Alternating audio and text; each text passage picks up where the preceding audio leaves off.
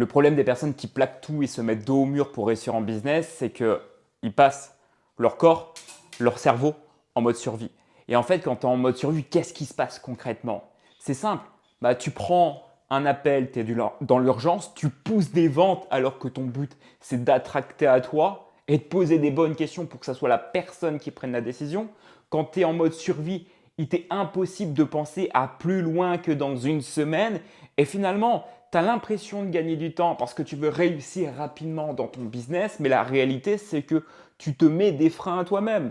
Et si tu veux donc aller vite, aller dans l'inverse, il te faut stabiliser ton émotionnel, pouvoir te projeter à plus loin que dans une semaine et pouvoir bâtir au quotidien. Et c'est comme ça que tu enlèves tous les freins liés à l'urgence et que toi-même, tu es bien plus productif à moyen et à long terme. Alors, je ne dis pas que parfois, prendre un billet d'avion sur un coup de tête et partir à l'autre bout du monde quand on a réellement envie, ça ne peut pas t'aider pour aller chercher des autres objectifs parce que tu vas te rendre compte que explorer le monde, ça a quand même de grandes vertus. C'est incroyable de se dire qu'on a la chance de pouvoir faire ce que l'on veut, de pouvoir avoir accès à cette liberté. Mais sincèrement, si tu veux bâtir des fondations qui sont solides et qui vont te permettre d'avoir bien plus que 1 mois, 3 mois ou 6 mois de liberté, c'est à ce moment-là que tu dois te stabiliser émotionnellement, mettre peut-être de l'argent de côté et aller charbonner au quotidien. Parce que dans tous les cas, dans la majorité du temps, ça prendra plus de temps que ce que tu avais prévu de base. Tu sais, j'en vois beaucoup de mecs qui disent « Ouais, moi, je veux gagner 3 000, 5 000, 10 000, 15 000, 100 000 euros par mois. » Mais combien tu fais aujourd'hui?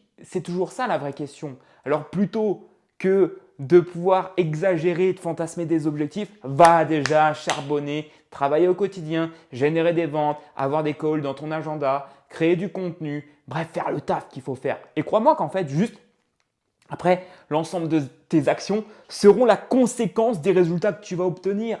Alors, non, tout sacrifier pour réussir dans le business, ça ne te fera pas réussir plus rapidement. Alors oui, il faut faire des efforts, mais pas de cette manière. Ce n'est pas ce que je recommande du moins. Et d'ailleurs, j'ai toujours eu à cœur de passer ma santé en priorité.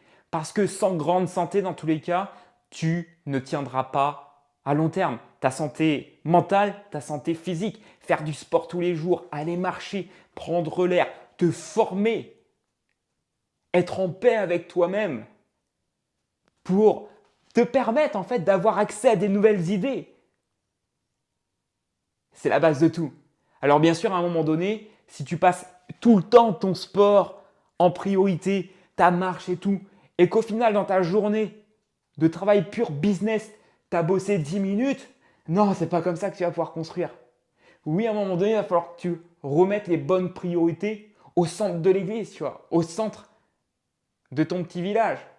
Sinon, tu vas galérer longtemps. Et je peux te dire que tu peux aller bien plus vite que tu ne l'imagines. Tu as un potentiel exceptionnel, mais il te faut être concentré au bon endroit. Alors évite ce mode survie et commence à bâtir sérieusement des choses qui vont littéralement changer ta vie.